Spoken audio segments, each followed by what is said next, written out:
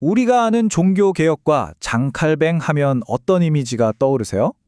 아마 강철 같은 의지를 가진 아주 강인한 인물일 겁니다. 그런데요, 그가 남긴 사적인 편지들은 전혀 다른 이야기를 들려주고 있어요. 깊은 고뇌와 슬픔에 잠긴 한 인간의 모습이죠. 그래서 오늘은 그의 편지를 통해 특히 사랑하는 아내를 잃은 뒤 그가 자신의 슬픔을 어떻게 마주했는지 그 내면을 한번 들여다보려고 합니다. 차라리 다른 어떤 운명을 택하고 싶다. 어떠세요? 이 고백 바로 칼뱅 자신의 목소리입니다. 우리가 생각했던 강인한 지도자의 모습과는 거리가 좀 있죠. 이건 끊임없는 투쟁의 무게에 짓눌렸던 한 남자의 아주 솔직한 외침이에요. 그의 삶이 정말 만만치 않았구나 하는 걸 짐작하게 하죠.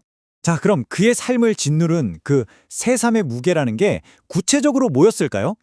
첫 번째 장에서는 그가 평생 짊어져야 했던 만성적인 고난과 공적인 반대, 그 압박의 실체를 한번 살펴보겠습니다. 그의 삶은 뭐랄까 그야말로 고난의 바다 한가운데 있었다고 할 수 있어요. 몸은 늘 만성적인 질병으로 아팠고요. 밖에서는 정치적인 반대와 온갖 비방이 파도처럼 밀려왔습니다. 소중한 동료들을 먼저 떠나보내는 아픔도 겪어야 했고 심지어는 가족까지 악의적인 공격의 대상이 되곤 했죠. 그의 고통이 얼마나 일상적이었는지 한번 보세요. 그냥 말을 타는 이 단순한 행위조차 아프게 할 뿐만 아니라 위험하다고 말할 정도였으니까요. 이 짧은 문장 하나에서 그의 삶을 내내 짓눌렀던 육체적 고통의 무게가 고스란히 느껴지는 것 같습니다. 공적인 자리에서 리더로 선다는 것의 대가는 정말 혹독했습니다. 가장 가까이 있어야 할 동료들마저 그가 상처에 복수한다면서 잔인하다고 비난할 정도였으니까요. 개혁의 선두에 선 지도자가 겪어야 했던 그 깊은 고독과 오해가 느껴지는 대목입니다. 그의 슬픔은 단순히 개인적인 차원에만 머물지 않았어요. 동료 개혁가였던 마르틴 부처가 세상을 떠났을 땐 마음이 거의 찢어지는 듯하다고 고통을 토로합니다. 이건 그냥 동료를 잃은 슬픔을 넘어서 함께 짊어졌던 그 거대한 사명을 이제는 홀로 감당해야 한다는 그 무게감이었을 겁니다. 하지만 그의 삶을 송두리째 뒤흔든 가장 큰 슬픔은 따로 있었습니다. 이제 이야기의 가장 핵심적인 부분으로 들어가 보죠. 바로 1549년 4월, 그가 최고의 동반자라고 불렀던 아내 이데트의 죽음입니다.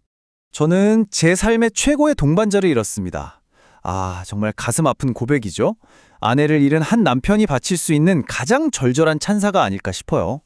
가난뿐 아니라 죽음까지도 함께 나누고 싶었던 사람, 이 한 문장만으로도 그가 이데트를 얼마나 깊이 사랑했는지, 그 상실감이 얼마나 거대했는지 충분히 느껴집니다. 칼뱅은 아내의 마지막 날들을 아주 담담한 필체로 기록했습니다. 형제들이 다 같이 모여 기도했고 그는 아내에게 아이들은 걱정 말라고 자기가 잘 돌보겠다고 약속하면서 안심시켰죠.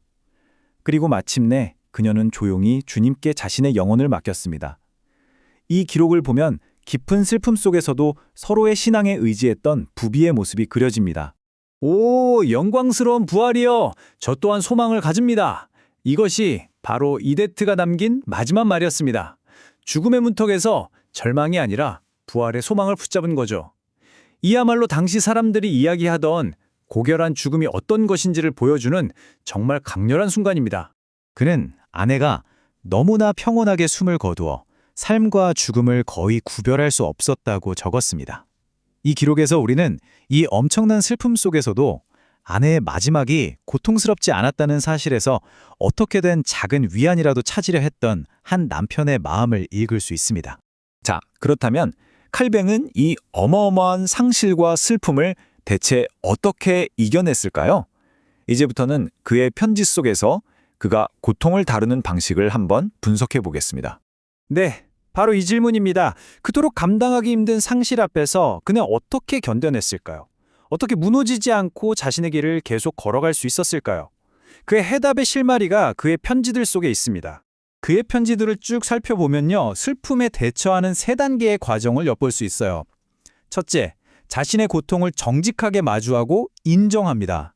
둘째, 그 슬픔에 완전히 함몰되지 않도록 의식적인 자제력을 발휘하고요. 그리고 마지막으로 모든 것을 주관하시는 신의 손길에 의지하면서 이 시련을 견뎌냈던 거죠.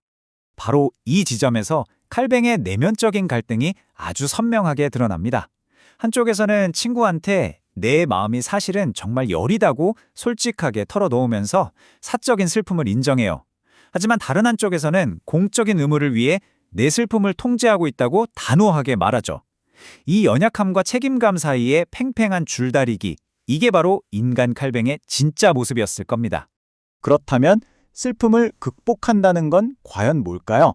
이제 결론에 다다랐는데요. 이 모든 고통의 경험이 우리에게 보여주는 신앙과 연약함, 그리고 사람들 사이의 연결, 그 의미를 한번 정리해 보겠습니다. 그리고 여기서 정말 중요한 사실 하나를 발견하게 됩니다. 그는요, 혼자서만 그 슬픔을 감당한 게 아니었어요. 친구들의 관심이 저를 얼마나 지탱해 주는지 이루다 말할 수 없습니다. 그는 신앙만큼이나 인간적인 연결과 지지가 자신을 버티게 한 큰 힘이었음을 분명히 인정했습니다. 강철 같아 보이던 그 위대한 개혁가도 결국 사람들의 온기 속에서 위로를 찾았던 거죠. 결국 칼뱅의 편지는 한 위대한 인물의 감춰진 고뇌를 넘어서 우리 모두에게 근본적인 질문을 던지는 것 같습니다. 신앙은 고통을 아예 지워주는 걸까요? 아니면 그 고통을 살아낼 힘을 주는 걸까요? 그의 삶은 후자에 가깝다는 걸 보여주는 듯합니다.